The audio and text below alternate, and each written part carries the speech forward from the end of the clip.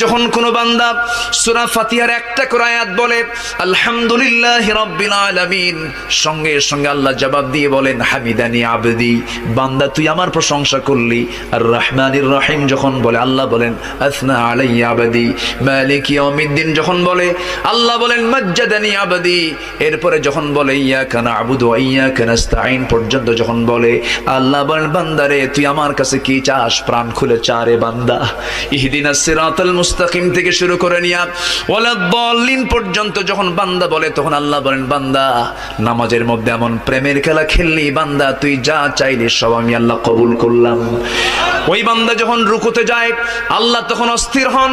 ওই বান্দা যখন সিজদায় যাওয়ার জন্য প্রস্তুতি নেয় সমস্ত ফেরেশতাকে ডাক দিয়ে বলেন ও ফেরেশতারা, এই বান্দাগুলো আমাকে দেখলো না, রাসূলকে দেখলো না, কোরআনকে দেখে হাদিসকে বিশ্বাস করে আমাকে খুশি করার জন্য তার সবচেয়ে সম্মান